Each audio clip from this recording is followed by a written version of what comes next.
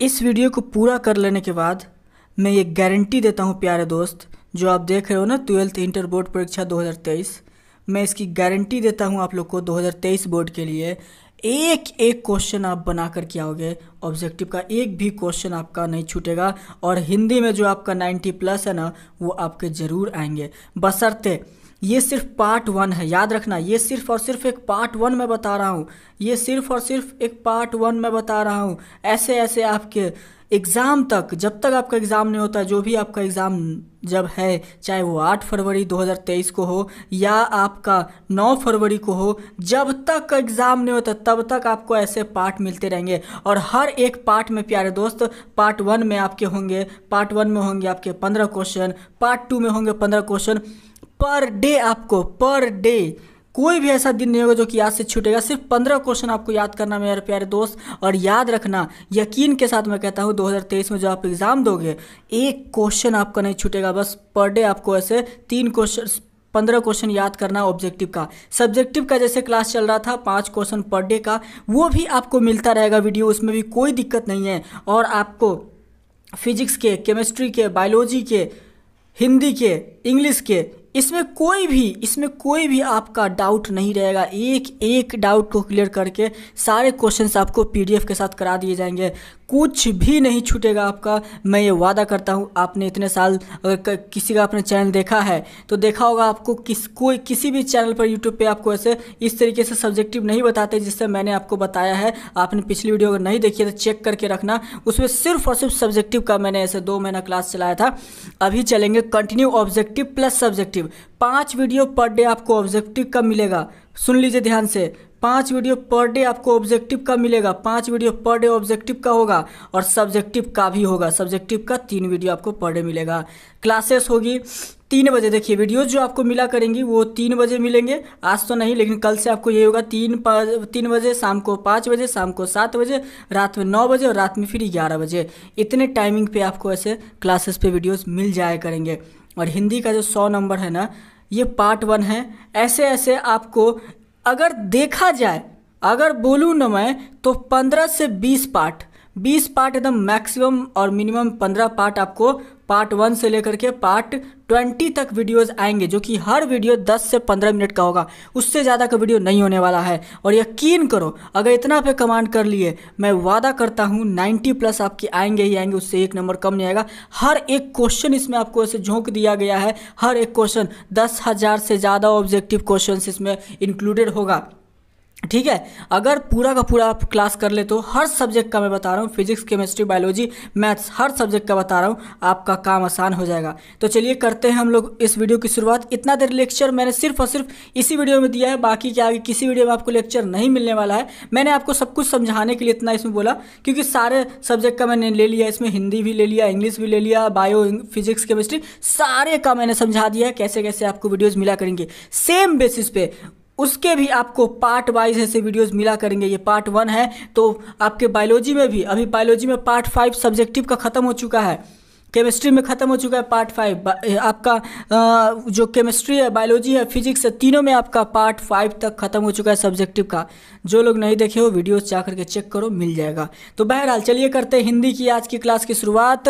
एकदम फोड़ दोगे एकदम, बस मैंने बोला ना, बस 15 मिनट रोजाना आप देख लो। वो आपको एक भी दिक्कत होगी आप कहना, चैनल पर मैं वीडियोस डालना ही छोड़ दूंगा अगले साल से, ये मैं वादा करता हूं। और हाँ, सारे क्वेश्चंस एकदम सिलेक्टेड क्वेश्चंस है, मोस्ट इंपॉर्टेंट क्वेश्चंस होने वाले हैं 2023 बोर्ड के लिए। चलिए पहले क्वेश्चन से स्टार्ट करते हैं, जो कि आपके स्क्रीन पर है, एक भी क्वेश्चन मिस मत कीजिएगा। इसी तरीके से फिर हम लोग इंग्लिश का भी देखेंगे। चलिए पहला क्वेश्चन आपके स्क्रीन पर ध्यान से देखिएगा और प्लीज़ यारो पूरा वीडियो को देखना, ठीक है। चलिए करते हैं पहला क्वेश्चन आपके स्क्रीन पर। पहले क्वेश्चन के स्टार्ट करते हैं, ध्यान से देखिएगा, बार बार कह रहा हूँ पूरा देखिएगा। Let's start.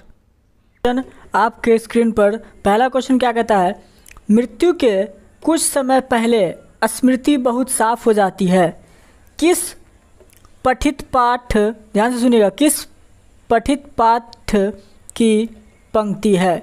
मृत्यु के, पहला जो क्वेश्चन है, मृत्यु के कुछ समय पहले स्मृति बहुत साफ हो जाती है, तो बताइए कि किस पठित पाठ की ये पंक्ति है। पहला क्वेश्चन आपके स्क्रीन पर। प्यारे दोस्त, हिंदी का जो ये सेशन चल रहा है 1 का जो पहला क्वेश्चन हो जाएगा वो होगा सी।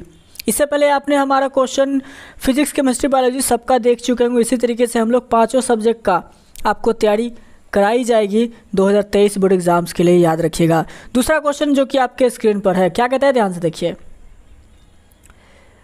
क्या कहता है, भक्ति विमुख जो धर्म से सब अधर्म करी गए, किस पठित पाठ की पंक्ति है? प्यारे दोस्त, छपय, कवित, करबक या फिर अधिनायक? क्वेश्चन नंबर 2 का जवाब दीजिए। कमेंट सेक्शन आपके लिए एकदम खुला हुआ है, कमेंट सेक्शन में जवाब दीजिए।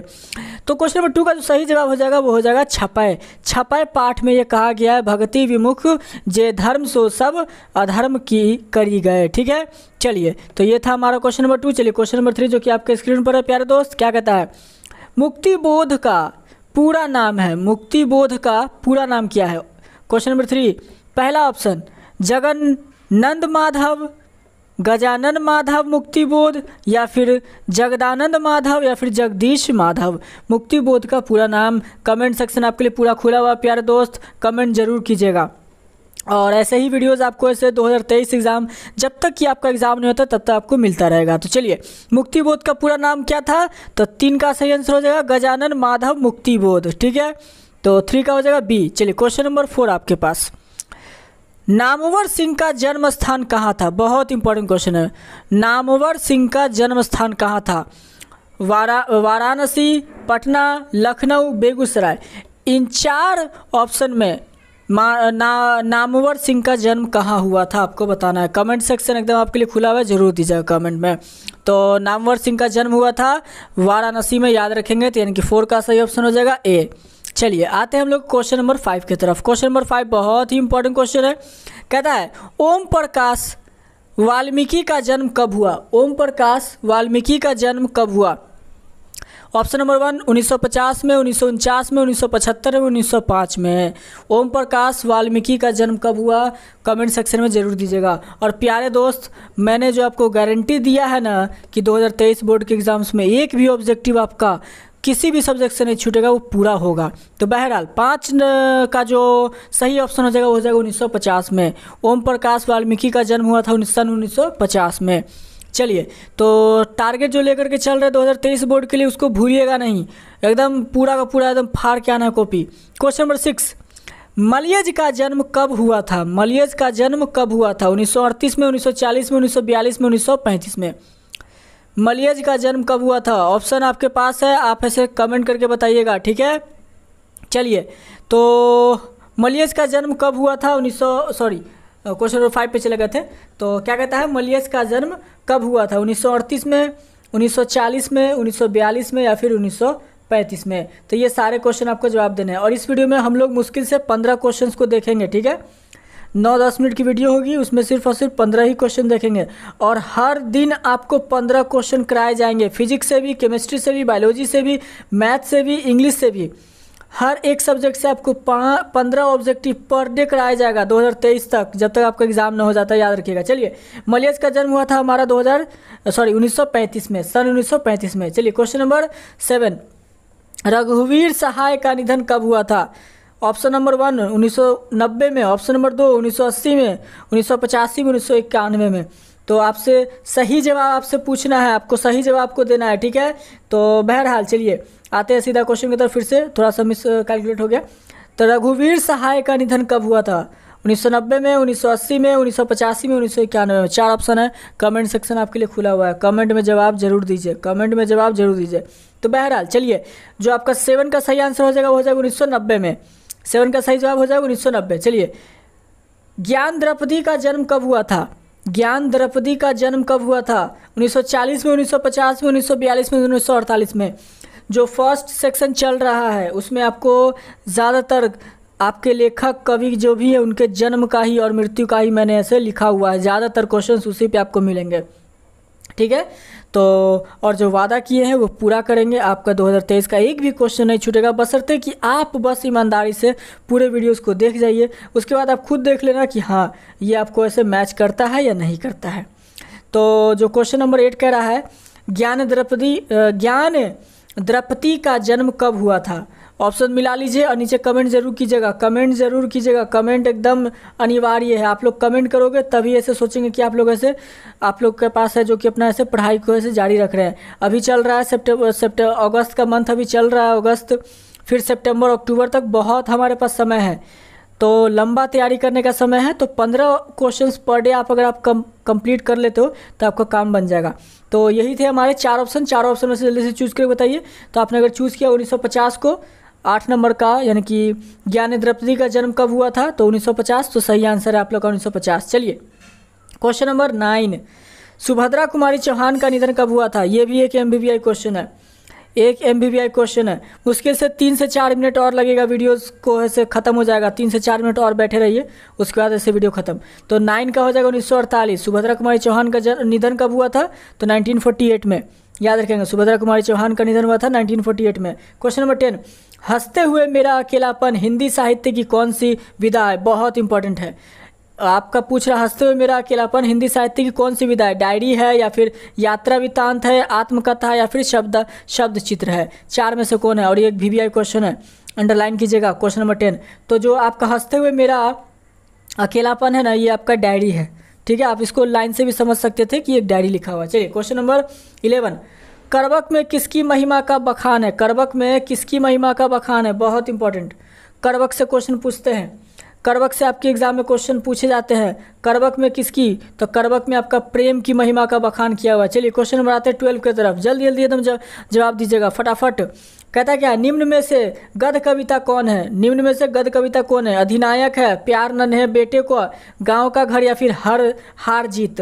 निम्न में से गद्य कविता, कविता का नाम बताइए। अधिनायक, गांव का घर, प्यार नन्हे बेटे को, या फिर हार जीत। चारों में से सही ऑप्शन क्या है, कमेंट जरूर कीजिएगा, कमेंट जरूर कीजिएगा। आप लोग का कमेंट आएगा तो हमें लगेगा कि हाँ आप लोग ऐसे काफ़ी अच्छे से तैयारी कर रहे हैं। चलिए, तो सही ऑप्शन हो जाएगा आपका हार जीत। आपका क्या है, निम्न में से गद्य कविता है। निम्न में से गद्य कविता कौन है, तो हार जीत। चलिए आते हैं क्वेश्चन नंबर 13 की तरफ। मुश्किल से और 2 मिनट बचा हुआ है, उसके बाद आपका जो क्लास है वो खत्म हो जाएगा। उषा का जादू कब टूटता है। उषा का जादू कब टूटता है, अंडरलाइन कर लीजिएगा, VBI क्वेश्चन है। तो 13 का सही जवाब बताइए। सूर्यास्त के समय, सूर्योदय के समय, दोपहर के समय, या फिर इनमें से कोई नहीं। उषा का जादू कब टूटता है, आपके पास 4 ऑप्शन है। सूर्यास्त के समय, सूर्योदय के समय, दोपहर के समय, इनमें से कोई नहीं। जल्दी से आप कमेंट जरूर कर दीजिए ताकि आपको ऐसे लगे कि हाँ आप ऐसे पढ़ने में हैं। तो चलिए सही ऑप्शन हो जाएगा आपका सूर्योदय के समय। उषा का जो जादू टूटता है होता है सूर्योदय के समय। सूर्योदय के समय आपका उषा का जादू टूट जाता है। चलिए नेक्स्ट क्वेश्चन नंबर देखते हैं। क्वेश्चन नंबर 14, कलीराम किस पठित पाठ से संबंधित है। कलीराम किस पठित पाठ से संबंधित है, बहुत इंपॉर्टेंट क्वेश्चन है, अंडरलाइन कर लीजिएगा। कलीराम किस पठित पाठ से संबंधित है।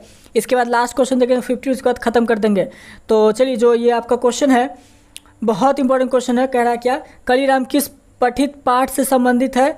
तो जूठन, तिरिछ, रोज, या फिर शिक्षा। और जो हेडमास्टर मैंने लिखा है, जरा आप लोग कमेंट करके बताना कि हेडमास्टर क्यों लिखा गया है। आप लोग से कमेंट जरूर देखना चाहेंगे। तो चलिए 14 का सही जवाब हो जाएगा ए, जूठन।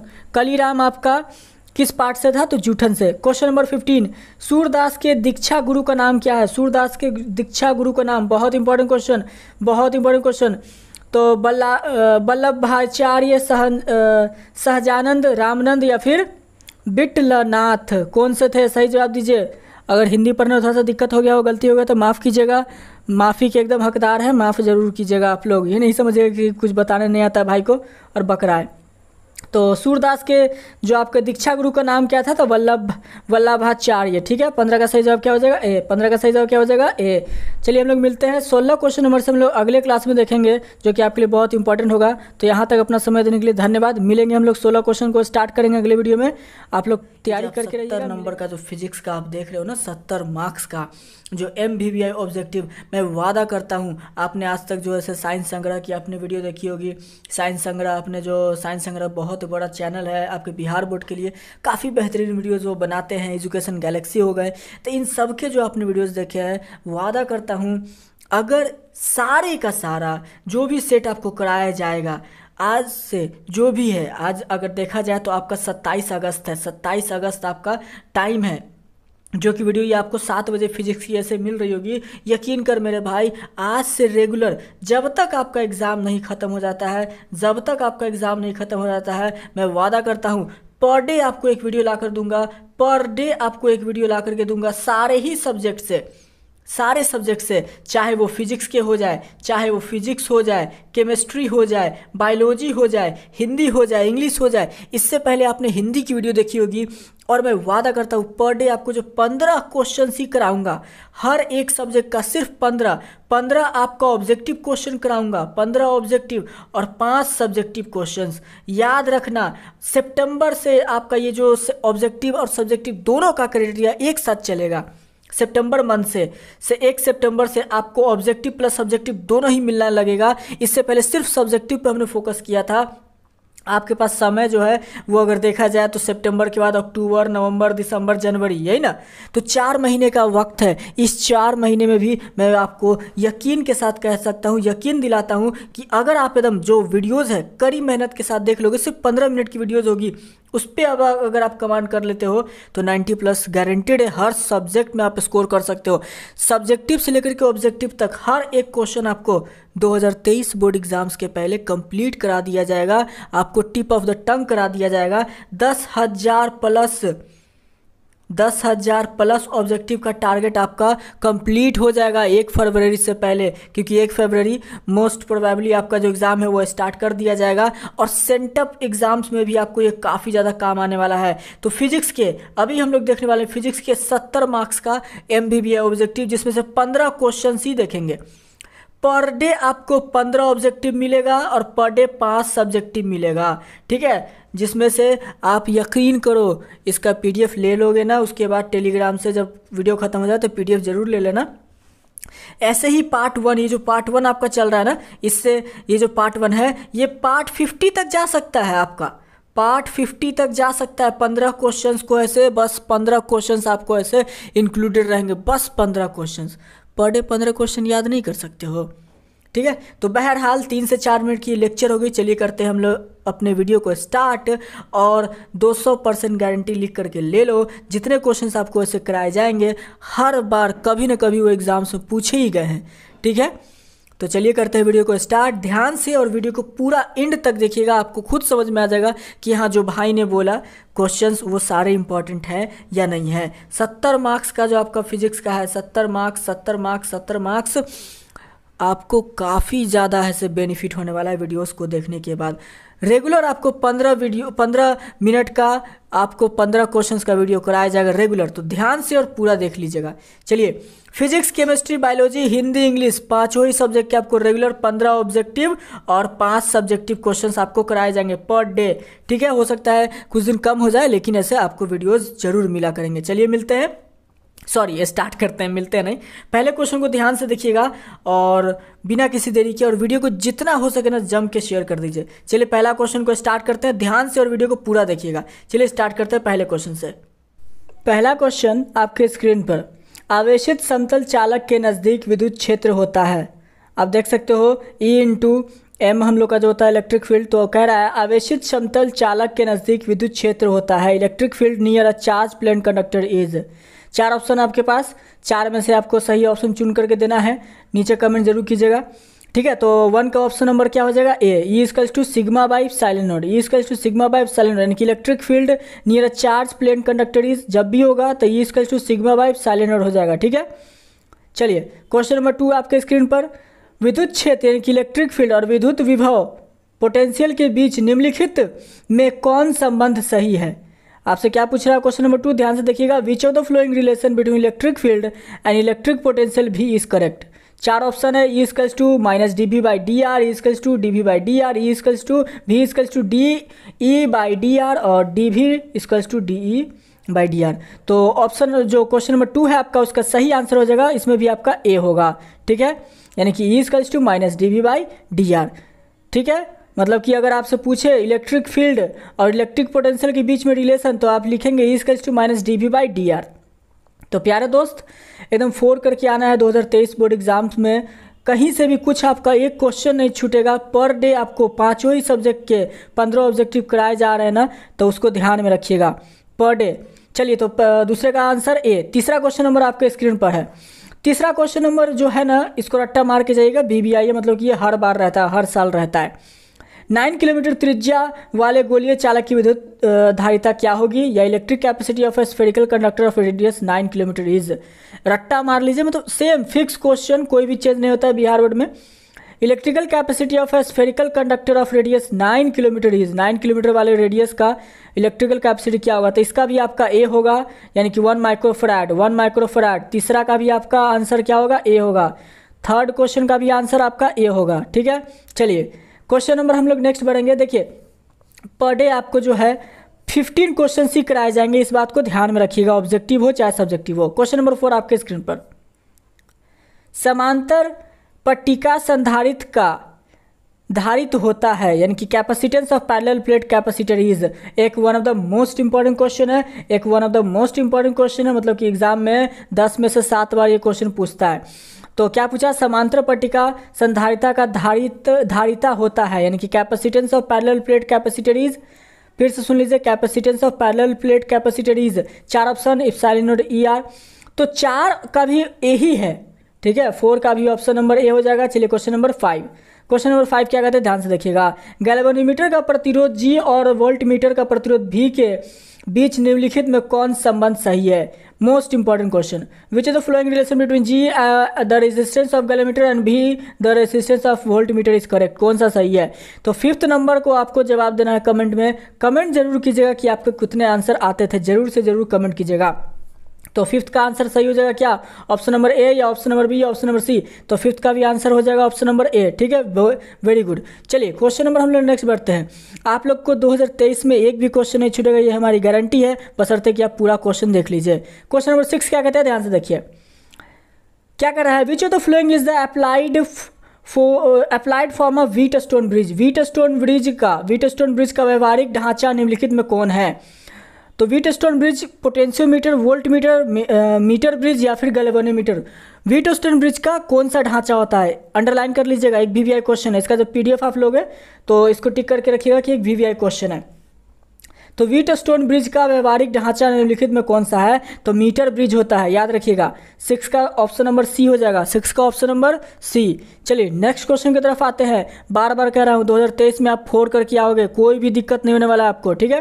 तो चलिए व्हीटस्टोन ब्रिज का व्यवहारिक ढांचा समझ गए, यानी कि 6 का क्वेश्चन नंबर हो जाएगा आपका सी। 6 का सही जवाब क्या होगा, सी। और यकीन मानो दोस्त, 5 ही सब्जेक्ट के पर डे आज से लेकर के जब तक आपका एग्जाम नहीं तब तक आपको ऐसे 15 क्वेश्चन रोजाना कराए जाएंगे, ठीक है, याद रखिएगा। चलिए क्वेश्चन नंबर 7, एक तार का विशिष्ट प्रतिरोध निर्भर करता है किसके, यानी कि इसके। कह रहा है the specific resistance of a wire depends upon its. Specific resistance किसी भी वायर का किस पे डिपेंड करता है, लेंथ पे, डायमीटर ऑफ क्रॉस सेक्शन पे, मास, नेचर ऑफ मटेरियल। 4 ऑप्शन है, सही जवाब नीचे कमेंट कीजिए, इंतजार है आपके कमेंट का, कमेंट जरूर कीजिएगा ताकि आपका जो भी डाउट है वो क्लियर हो सके, और आप ऐसे जो जिस भी आप क्षेत्र में है, जितना भी आप ऐसे पानी में, भी आपको पता चल जाएगा कि आप कितना अभी तक में पढ़ चुके हैं। सितंबर आने वाला, इसलिए याद रखिएगा। चलिए फिर से, एक तार का विशिष्ट प्रतिरोध निर्भर करता है, तो इसके लंबाई पर, अनुप्रस्थ काट के उस पर, या फिर मास पर, या फिर नेचर ऑफ मटेरियल पर, यानी कि 4 ऑप्शन है। 7 का सही जवाब हो जाएगा ऑप्शन नंबर ए या फिर डी, ए या फिर डी। तो ऑप्शन नंबर जो 7 का सही जवाब हो जाएगा वो हो जाएगा ए। चलिए क्वेश्चन नंबर 8 क्या कहता है, which of the flowing physical quantity is conserved in Kirchhoff's point rule. Most important, Kirchhoff's यानी कि किरचॉफ्स के बिंदु नियम में निम्नलिखित में कौन सा भौतिक राशि संरक्षित रहती है, ऊर्जा, आवेश, संवेग या फिर द्रव्यमान। आप लोग इसका आंसर जरूर देंगे कमेंट में, कमेंट जरूर दीजिएगा कमेंट में। हम सभी के कमेंट देखते हैं, इसमें कोई भी शक नहीं, हम सभी दोस्तों के कमेंट जरूर से जरूर देखते हैं, ठीक है। पीडीएफ इसका जरूर ले लीजिएगा, फ्री ऑफ कॉस्ट है। तो क्वेश्चन नंबर 8 का आंसर देख लीजिए, सही हो जाएगा। क्या आपसे क्या पूछा था कि फिजिकल क्वांटिटी कंजर्व होता है किरचॉफ्स पॉइंट रूल में, कौन सा, एनर्जी, चार्ज, मोमेंटम या फिर मास। तो क्वेश्चन नंबर 8 का जो सही जवाब हो जाएगा हमारे प्यारे दोस्त, वो ध्यान से देखिएगा। क्वेश्चन नंबर 8 का सही जवाब कमेंट आप लोग जरूर कीजिएगा, ठीक है। तो हमारा क्या था क्वेश्चन, हाँ चलिए क्वेश्चन कहता है क्वेश्चन नंबर 8 का कि कौन सा फिजिकल क्वांटिटी का किरचॉफ्स लॉ में पॉइंट रूल, किरचॉफ्स के पॉइंट रूल में क्या होगा, कंजर्व होगा। तो कंजर्व जो होगा, वो जो कंजर्व होगा वो आपका चार्ज होगा, charge is conserved in Kirchhoff's point rule. चलिए क्वेश्चन नंबर 9 आपके स्क्रीन पर, धारावाही चालक के अंदर इलेक्ट्रॉन की गति होती है, क्या बोल रहा है, motion of electron inside a conductor is, motion of electron inside a conductor is, motion of electron inside a conductor is most important question है, मोस्ट इंपॉर्टेंट क्वेश्चन है। तो क्या होता है आपका मोशन इलेक्ट्रॉन का किसी भी कंडक्टर के अंदर में, यूनिफॉर्म होता है, एक्सीलरेटेड होता है, यूनिफॉर्म एवरेज होता है या फिर डिसेलरेटेड होता है।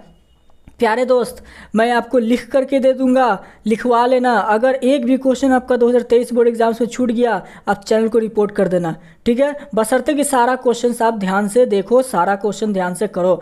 तो बहरहाल चलिए क्वेश्चन नंबर 9 का आंसर सही जवाब दीजिए, नीचे कमेंट जरूर कीजिएगा, बार बार कह रहा हूँ आपका प्रैक्टिस होगा कमेंट करेंगे तो क्वेश्चन नंबर 9 का जो सही जवाब हो जाएगा हमारे प्यारे दोस्त, कमेंट फिर से बोल रहा हूँ बार बार कीजिएगा, ठीक है। इसी तरीके से आपका सब्जेक्टिव का भी हम लोग क्वेश्चन बहुत ही जल्द लेकर के आएंगे, जैसे सब्जेक्टिव चल रहा था वैसे ही सब्जेक्टिव फिर से स्टार्ट कर दिया जाएगा आप लोग का, याद रखिएगा। पीडीएफ आपको टेलीग्राम पर फ्री ऑफ कॉस्ट है, मिल जाएगा। चलिए तो क्या था क्वेश्चन हमारा, motion of electron inside a conductor is, तो एक्सीलरेटेड होता है किसी भी कंडक्टर के अंदर, आप जब भी ऐसे रखोगे तो उसमें करंट फ्लो होता है, तो करंट फ्लो होने के कारण आपका मोशन होगा इलेक्ट्रॉन का, वो क्या होगा, करंट कैरिंग, तो करंट कैरिंग के कारण आपका एक्सीलरेटेड हो जाएगा, त्वरित हो जाएगा, ठीक है, त्वरित हो जाएगा, याद रखिएगा। यानी कि 9 का option number B. Question number 10 देखिएगा, विद्युत परिपथ की शक्ति होती है, बहुत इंपॉर्टेंट है, power of electric circuit is, मतलब कि जितना बार का भी एग्जाम हुआ सबका क्वेश्चन उठाकर देख लेना, आपको ये क्वेश्चन मिलेगा ही मिलेगा। ये क्वेश्चन एकदम बार बार पूछता है, 1000 बार पूछता है, जितना एग्जाम हुआ हर बार ये क्वेश्चन रहा है कि power of electric circuit is, option number A V dot R, option number B V square R या ऑप्शन नंबर सी। तो इसका सही जवाब हो जाएगा option number C V square by R. क्या हो जाएगा, power of electric circuit is V square by R, power of electric circuit is V square by R, याद रखेंगे। चलिए बहुत इंपॉर्टेंट क्वेश्चन था ये, 10 का सी, रट्टा मार के इसको 4 बार VVI लिख लीजिएगा, बार बार ये क्वेश्चन पूछता है, ठीक है, ध्यान से देखिएगा, बहुत इंपॉर्टेंट क्वेश्चन है। क्वेश्चन नंबर 10 याद से 100% की गारंटी देता हूँ, ये क्वेश्चन आपको हमेशा रहेगा, कभी इसको काटने वाला नहीं है। चलिए तो यही था हमारा क्वेश्चन नंबर 10। तो क्वेश्चन नंबर 10 का सही जवाब क्या हो जाएगा आपका, पावर ऑफ इलेक्ट्रिक सर्किट क्या हो जाएगा हम लोग का, V स्क्वायर बाई आर, ठीक है। चलिए तो इसको याद रखेंगे। नेक्स्ट हम लोग आएंगे अभी क्वेश्चन की तरफ, ध्यान से। क्वेश्चन नंबर 11 क्या कहता है, ध्यान से देखिए, चुंबकीय क्षेत्र गतिशील आवेश पर बल के लिए निम्नलिखित में कौन सही है, यानी कि विच of the following is correct for force on moving charge in a magnetic field. बहुत इंपॉर्टेंट है, बहुत इंपॉर्टेंट है, मतलब कि जितना भी क्वेश्चन आ रहा है ना, ये सारे क्वेश्चन आप उठा करके देख लो, पिछला प्रीवियस ईयर का जितना क्वेश्चन है उठा कर देख लो, सारे क्वेश्चन ही आपको मिलेंगे। चुंबकीय क्षेत्र में गतिशील आवेश पर बल के निम्नलिखित में कौन सही है, तो इसमें जो सही हो जाएगा आपका ऑप्शन नंबर हो जाएगा B, F=Q V cross B, ठीक है। तो 11 का हो जाएगा ऑप्शन नंबर बी। चलिए क्वेश्चन नंबर 12 ध्यान से, चुंबकीय फ्लक्स का मात्रक होता है, the unit of magnetic flux is. आप लोग बहुत ही आसानी से इसका आंसर दे सकते हो, आंसर जरूर दो नीचे कमेंट में, आंसर जरूर देना इसका कमेंट में, एम्पियर, फैराड या फिर टेस्ला या फिर वेबर। बहुत इंपॉर्टेंट क्वेश्चन है, एकदम रट्टा मार के जाना है इसको, एकदम एकदम भौकाल मचा देना है 2023 बोर्ड एग्जाम्स में, कोई भी क्वेश्चन नहीं छोड़ के आओगे प्यारे दोस्त, इतना प्यारे प्यारे क्वेश्चन आपको करा दिए जाएंगे। यकीन मानो 1000 से ज़्यादा ऑब्जेक्टिव्स आपको कराए जाएंगे आपके एग्जाम से पहले। 1 फरवरी से अगर आपका एग्जाम स्टार्ट होता है ना, उस दिन तक आपको 1000 प्लस ऑब्जेक्टिव बता दिया जाएगा, टिप ऑफ टंग करा दिया जाएगा। चलिए तो क्वेश्चन नंबर 12 का सही जवाब क्या हो जाएगा, आंसर दीजिएगा, तो वेबर, ठीक है। क्वेश्चन नंबर 12 का सही आंसर क्या हो जाएगा, डी। चलिए क्वेश्चन नंबर 13 देखिए, 15 क्वेश्चन पे हम लोग बहुत जल्द पहुंचने वाले हैं, उसके बाद जो ये वीडियो है आपका खत्म हो जाएगा, याद रखिएगा। Power factor of a circuit having resistance only is, एकदम फिक्स क्वेश्चन है ये। क्वेश्चन नंबर 13 एकदम फिक्स्ड है बिहार बोर्ड के लिए, एकदम फिक्स्ड है बिहार बोर्ड के लिए, ठीक है। वाइडल क्वेश्चन है ये, समझ लो कि ये पूरा हर साल का लिखित क्वेश्चन है, एकदम फिक्स है। पिछला 3 क्वेश्चन जो मैंने कहा था ना, उसमें से ये तो फिक्स रहता ही रहता है, हमेशा का ये वाइडल क्वेश्चन है, हर साल रहता है, कोई साल ये नहीं है कि आपका ये काट दे, कोई साल ऐसा नहीं है, हर साल क्वेश्चन रहता है। तो बहरहाल power of factor of a circuit having resistance only is क्या हो जाएगा, इसका ऑप्शन हो जाएगा डी, यानी कि R/√R² plus W² into L²। सही जवाब 13 का डी। 40 नंबर लास्ट क्वेश्चन पे हम लोग पहुंचने वाले हैं। प्रत्यवर्ती धारा का मूल वर्ग माध्यमान होता है, क्या बोल रहा है आपसे, ध्यान से, प्रत्यवर्ती धारा का मूल वर्ग माध्यमान होता है, यानी कि root mean square value of alternative current is equal to, बहुत इंपॉर्टेंट, मतलब बहुत इंपॉर्टेंट है। क्वेश्चन नंबर 14 तक आ चुके हो, बहुत इंपॉर्टेंट क्वेश्चन है। और लास्ट हम लोग 15 को ख़त्म करके उसके बाद से अगला दिन का जो है वीडियो 16 नंबर से स्टार्ट करेंगे, याद रखिएगा। 15 तक छोड़ेंगे, उसके बाद 16 से स्टार्ट करेंगे। चलिए, root mean square value of alternating current is equal to, तो ये जो आपका इक्वल हो जाएगा ना पीक करंट बाय √2, यानी कि 14 का हो जाएगा ऑप्शन नंबर सी। 14 का ऑप्शन नंबर सी हो जाएगा प्यारे दोस्त। चलिए 15 नंबर क्वेश्चन आज की इस वीडियो का लास्ट क्वेश्चन। इस वीडियो में टोटल 1000 प्लस क्वेश्चन है, लेकिन 15 ही क्वेश्चन मैं रोज़ कराऊंगा। मैं बता दे रहा हूँ 15 क्वेश्चन हर एक सब्जेक्ट से आपको रोज़ मिलेंगे। एक चुंबक के चुंबकीय लंबाई Lm और ज्यामितीय लंबाई Lg के बीच निम्नलिखित में कौन सही है? बहुत इंपॉर्टेंट, रट्टा मार के जाइएगा इसको, ठीक है। कौन सा सही है? क्वेश्चन नंबर 15 का सही जवाब आंसर दीजिए, नीचे कमेंट जरूर कीजिएगा क्वेश्चन नंबर 15 का। तो चलिए 15 का जो सही जवाब जो भी वो देगा आपके लिए बहुत ही इंपॉर्टेंट होगा। देखिए, आपको एग्जाम में टोटल 35 ही क्वेश्चन बनाने हैं और हर एक सेट में मैंने 70 क्वेश्चन इंक्लूड किए हैं। बहरहाल 15 का जो सही जवाब आप लोग दीजिएगा तो उसके लिए कमेंट नीचे जरूर कीजिएगा। तो जो सही जवाब हो जाएगा आपका वो हो जाएगा 15 का ऑप्शन नंबर क्या हो जाएगा? ए, ठीक है। तो यारो फिर से मैं आप लोग के लिए लेकर के आ चुका हूँ 2023 बोर्ड एग्ज़ाम्स के लिए। 2023 बोर्ड एग्ज़ाम्स के लिए ध्यान से सुन लो, 2023 बोर्ड एग्ज़ाम्स के लिए फिजिक्स का मोस्ट इंपॉर्टेंट क्वेश्चन, जो कि 2023 में आपको क्वेश्चन आपको इसी से मिलेगा और कहीं से क्वेश्चन आपको बाहर से आने वाला नहीं है।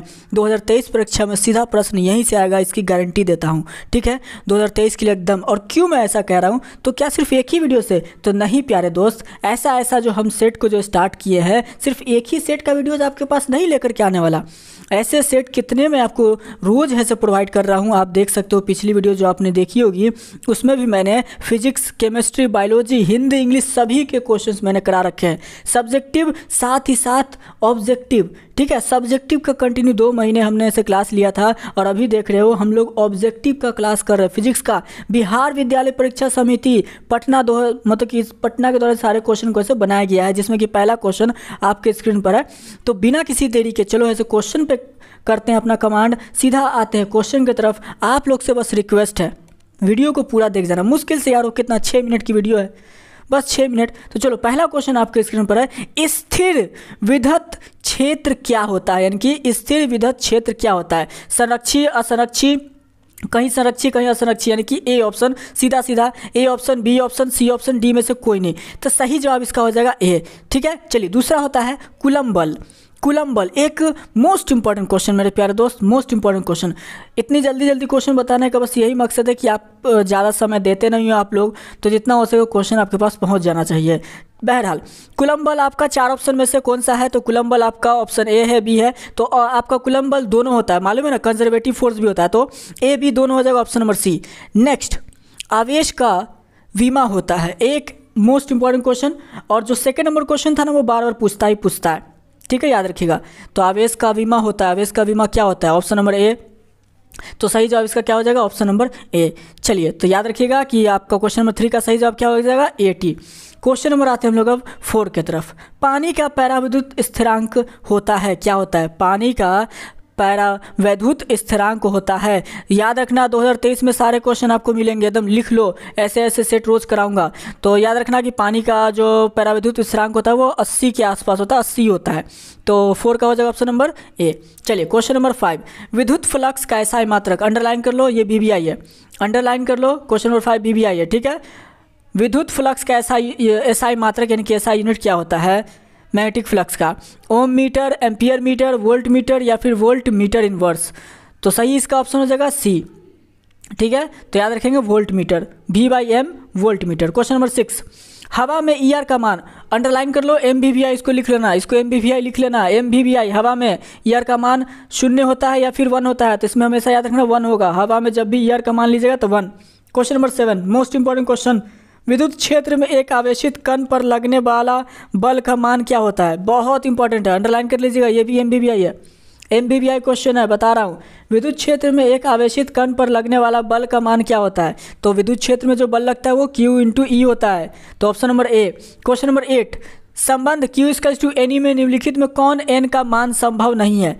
जो Q=NE है, चार्ज=NE, इसमें से कौन सा मान संभव नहीं है? 4, 8, 4.2 या फिर 100, तो इसका जो मान संभव नहीं हो 4.2 डेसिमल में पॉइंट नहीं सॉल्व हो सकता है, इसका याद रखेंगे। तो ऑप्शन नंबर सी हो जाएगा। चलिए क्वेश्चन नंबर 9, किसी माध्यम की अपेक्षिक पैराविद्युत, ध्यान से, किसी माध्यम की अपेक्षिक पैराविद्युत ER होती है मीडियम का पूछ रहा है, एकदम रट्टा मार के जाना है। MVVI क्वेश्चन है, मोस्ट इंपॉर्टेंट क्वेश्चन है ये, MVVI क्वेश्चन है, याद रखिएगा। तो इसको जब सॉल्व करोगे ना तो E/ε होता है, E/ε यानी कि 9 का हो जाएगा ऑप्शन नंबर ए। क्वेश्चन नंबर 10 अंडरलाइन कर लीजिए, MVVI का बाप है ये क्वेश्चन हमेशा रहता है। 1 कूलम आवेश ESU में कितना होता है, 1 कूलम आवेश ESU में कितना होता है, मोस्ट इंपॉर्टेंट क्वेश्चन। 4 ऑप्शन है A B C, तो इसका भी ऑप्शन हो जाएगा ए हो जाएगा, ठीक है, याद रखेंगे ऑप्शन नंबर ए। 3 × 10 का पावर 9 याद रखेंगे।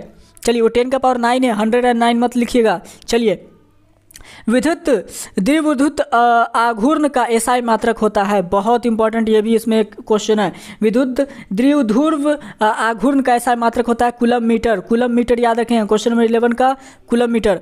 चलिए बहुत अच्छे आप लोगों से, और कमेंट जरूर करना कितने के आंसर आप लोग को आते थे याद से। आवेश वितरण से क्या समझते हैं, ऊर्जा का ह्रास होता है, ऊर्जा की वृद्धि होती है, इसका भी आपको ऑप्शन नंबर ए हो जाएगा, ऊर्जा का ह्रास होता है आवेश वितरण से। क्वेश्चन नंबर 13 देखिएगा, विभव प्रवणता बराबर होता है, किसके बराबर होता है, विभव प्रवणता किसके बराबर होता है, विभव प्रवणता किसके बराबर होता है, तो विभव प्रवणता किसके बराबर होता है, तो dV/dr dx, जो आप सुने ना dV/dx, तो विभव प्रवणता आपको dV/dx के बराबर होता है। क्वेश्चन नंबर 14 विद्युत विभव बराबर होता है, विद्युत विभव आपका जो बराबर होता है W/Q, यानी कि वर्क डन बाय चार्ज। 14 का सही ऑप्शन हो जाएगा बी। चलिए क्वेश्चन नंबर 15 की तरफ आते हैं।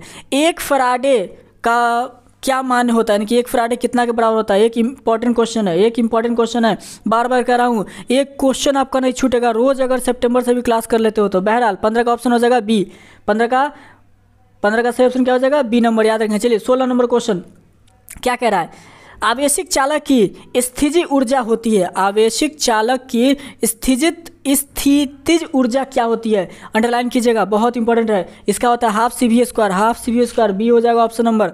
चलिए क्वेश्चन नंबर 17 क्या कहता है, विद्युत धारिता का मात्रक होता है, अंडरलाइन MVVI करके इसको अंडरलाइन कीजिएगा, और इसका PDF टेलीग्राम से आप लोग ले लीजिएगा। MVVI करके विद्युत धारिता का मात्रक होता है तो फैराडे होता है, क्या होता है, फैराडे होता है। चलिए क्वेश्चन नंबर आते हैं 18 की तरफ, और 19 हमारा लास्ट क्वेश्चन होगा इस वीडियो का, ध्यान से देख लीजिएगा। क्या कहता है, वॉन डी ग्राफ जनरेटर एक ऐसी युक्ति है, किसका, तो जो कि उत्पन्न करती है, तो उच्च वोल्टास आपका ऐसे क्या करता है, उत्पन्न करता है, याद रखिएगा। क्वेश्चन नंबर 19 देखिएगा ध्यान से, लास्ट क्वेश्चन इस वीडियो का, 1 मिनट में खत्म हो जाएगा वीडियो। धातु का पैरावधान होता है, इसका इन्फिनिटी होता है आंसर, याद रखिएगा, धातु का पैरावधान तक होता है इन्फिनिटी। तो प्यारे दोस्त, ये तो प्यारो आप स्क्रीन पर जो देख रहे हो केमिस्ट्री का सेट 1, ऐसे हम लोग सेट को ऐसे स्टार्ट करेंगे, जो कि पहला क्वेश्चन से स्टार्ट करते हैं। पहला क्वेश्चन आपके स्क्रीन पर, ए तथा बी तत्व से बना एक यौगिक का संरचना क्रिस्टलीकृत होता है, जिसमें ए घन के कणों पर तथा वाई के परमाणु फलक केंद्रों पर अवस्थित है। इस यौगिक का सूत्र क्या होगा। The structure of a compound made of elements A and B is crystallized. The atom A is situated at the corner and the atom B is situated at the center of each of faces of the cube. What is the formula of this compound? तो आपको formula बताना है। ऐसे ही set के प्यारे दोस्तों आपके question चलने वाले हैं। पहला का जो क्वेश्चन आपने अभी पढ़ा उसका आंसर हो जाएगा आपका AB का पावर 3। चलिए क्वेश्चन नंबर आते हैं 2 की तरफ। किसका, क्वेश्चन नंबर 2 देखिए, किसका, ध्यान से देखिए, किसका क्वानाथ्रक एक वायुमंडलीय दाब पर सबसे अधिक होता है, which has a maximum boiling point at 1 atmospheric pressure. तो पहला जो ऑप्शन है 0.1 MnCl, 0.1 MbCl2, या फिर 0.01 M सुक्रोज, या फिर 0.01 M ग्लूकोज, किसका सबसे ज़्यादा होता है। ठीक है, ऑप्शन नंबर हो जाएगा इसका सही का 2 का हो जाएगा बी। चलिए क्वेश्चन नंबर आते हैं हम लोग 3 की तरफ। तो ऑप्शन नंबर ध्यान देखिएगा, क्वेश्चन नंबर 2 का हो जाएगा क्वेश्चन नंबर बी। देखिए हो सकता है कि थोड़ा सा जो आपका आवाज़ वगैरह उसको मैच करें थोड़ा सा दिक्कत हो जाएगा, क्योंकि वीडियोस पहले शूट हो चुका था, इसके कारण से दिक्कत हो गया। चलिए कहता है क्वेश्चन नंबर 3 क्या, फैराडे के विद्युत विच्छेदन का द्वितीय नियम संबंधित है, यानी Faraday second law electrolysis related to, आपका फैराडे का सेकंड लॉ किससे आपका रिलेटेड है। तो जो फ्राडे का सेकंड लॉ है आपका वो किससे रिलेटेड है? वेलोसिटी से, एटॉमिक नंबर से, या फिर एटॉम्स ऑफ पॉजिटिव आयन से, या फिर इक्विवेलेंट वेट ऑफ इलेक्ट्रोलाइट से। चार में से ऑप्शन है, option number 1, option number 2, option number B, option number 3, कौन सा सही आंसर है? तो इसका जो आंसर हो जाएगा वो हो जाएगा आपका ऑप्शन नंबर डी, जो कि आपका है इक्विवेलेंट वेट ऑफ इलेक्ट्रोलाइट। ठीक है, चलिए equivalent weight of electrolyte question number 3 का आंसर। 4 का देखिएगा, क्वेश्चन नंबर 4 ध्यान से देखिएगा। 4 क्या कहता है? हीलियम का मुख्य स्रोत क्या है? The main source of helium is, पूछ रहा है आपसे, the main source of helium is, helium का मुख्य स्रोत होता है रेडियम या फिर मोनाजाइट, हवा या फिर जल। मेन सोर्स हीलियम का क्या होता है? रेडियम, मोनाजाइट, एयर या फिर जल। तो जो मेन सोर्स होता है आपका, जो मेन सोर्स आपका हीलियम का होता है, आप लोग नीचे कमेंट में अपना जवाब दे सकते हो। जिसका भी जवाब आता है अच्छी बात है, आप लोग जवाब जरूर देना जितना के। और याद रखना जितने क्वेश्चंस आपको बताए जा रहे हैं ना, अगर एक क्वेश्चन भी छूट गया एग्जाम में तो चैनल को रिपोर्ट मार देना। खैर, क्वेश्चन नंबर 4 का जो आंसर हो जाएगा आप लोग का, नीचे कमेंट जरूर कीजिएगा। क्वेश्चन नंबर 4 का आंसर हो जाएगा आप लोग का क्या हो जाएगा? तो मोनाजाइट। क्या हो जाएगा? मोनाजाइट। हीलियम का मुख्य स्रोत क्या होगा? तो मोनाजाइट आपका हीलियम का मुख्य स्रोत होता है। याद रखिएगा, जिन लोगों का आंसर मोनाजाइट था बहुत ही सही। चलिए क्वेश्चन नंबर हम लोग आगे बढ़ते हैं, जो कि क्वेश्चन नंबर 5 है। क्वेश्चन नंबर 5 क्या कहता है? ध्यान से देखिएगा। व्हाट इज, ध्यान से देखिएगा, 5 number question. What is the oxidation number of nickel in NiCO4, यानी कि NiCO4 में निकल का ऑक्सीकरण संख्या क्या होगा?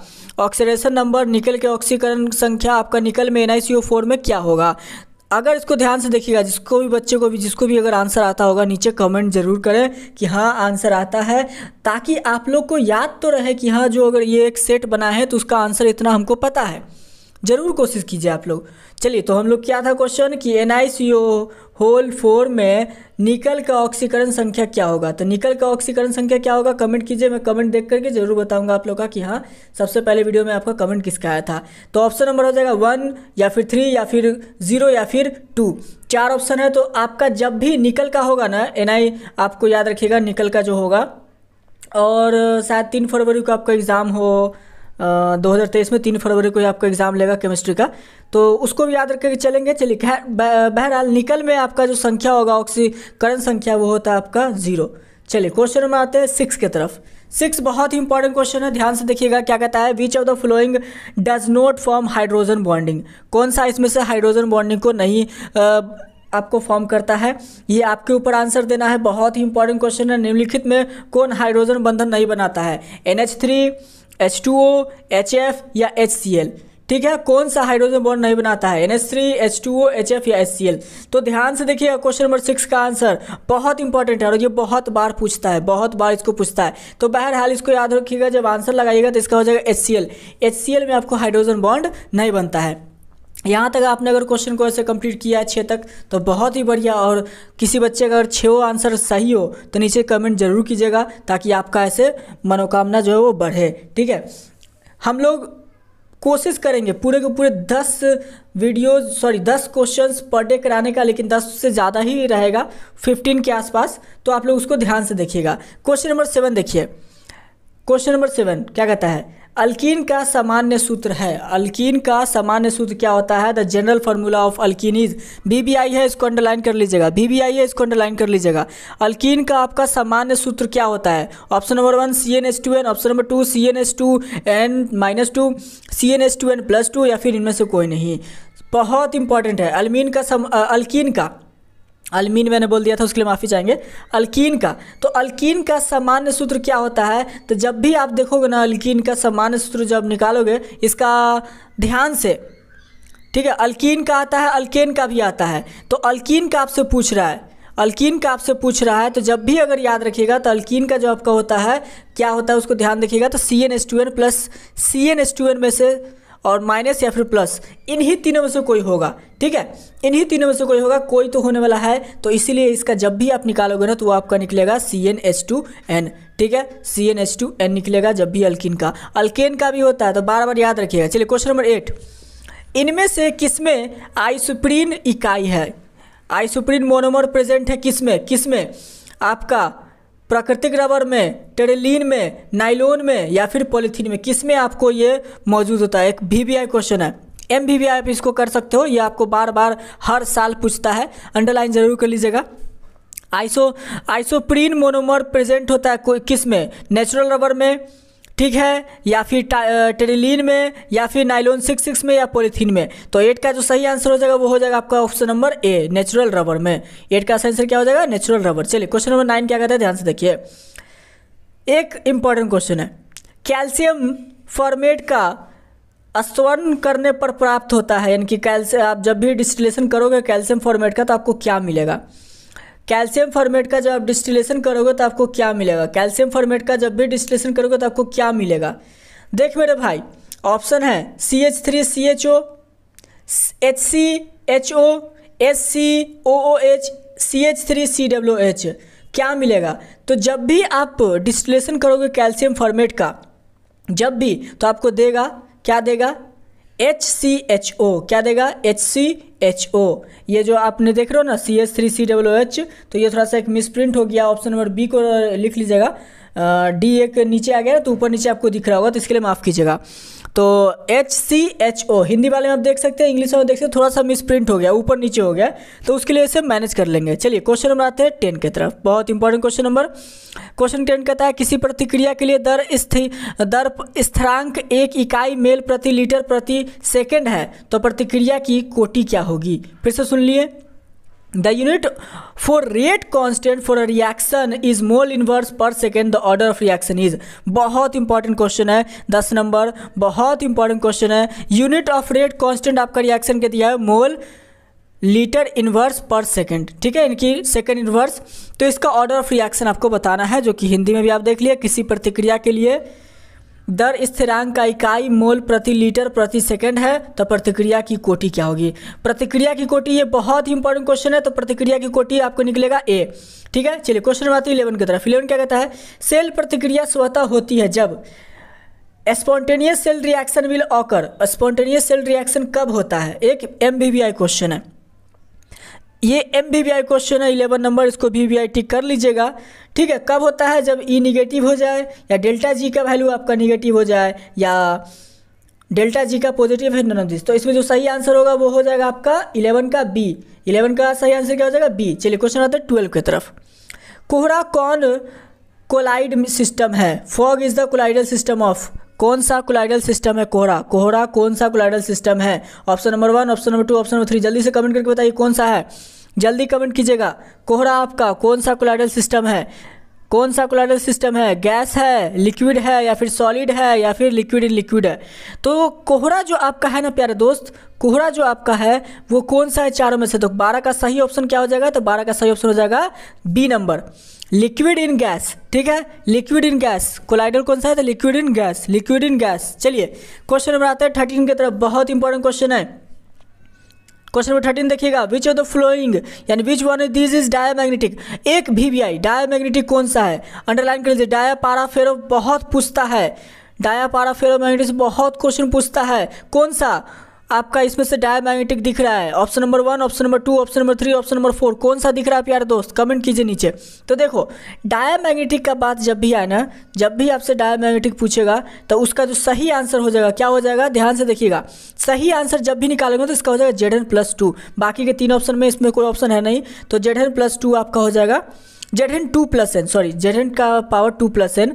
चलिए क्वेश्चन नंबर जो हमारा 13 का था, 13 का आंसर क्या हो जाएगा, D, 13 का D। चलिए क्वेश्चन नंबर आते हैं 14 की तरफ। कहता क्या है, भूरे वलय संकुलन में Fe का ऑक्सीकरण क्या है, यानी कि oxidation of Fe in brown ring complex. Oxidation number, oxidation संख्या आपको बताना है Fe का ब्राउन रिंग कॉम्प्लेक्स में, FeH2O5NO SO4। तो ऑक्सीडेशन संख्या जो उसमें निकालोगे ना 14 नंबर का, ध्यान से, जिसको आता नीचे कमेंट जरूर कीजिएगा। तो बहरहाल 14 का हो जाएगा +1। चलिए 15 का देखते हैं।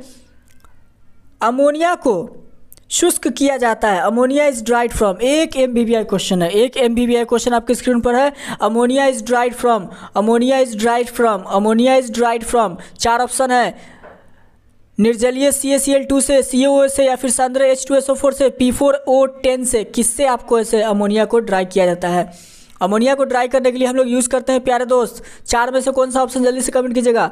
तो अमोनिया को ड्राई करने के लिए हम लोग 15 का सही जो आंसर हो जाएगा वो हो जाएगा आप लोग का, ध्यान से देखिएगा, वो हो जाएगा आप लोग का क्या, option number option number C सही आंसर हो जाएगा। चलिए, तो यही थे आज के हमारे वीडियो के पूरे क्वेश्चंस।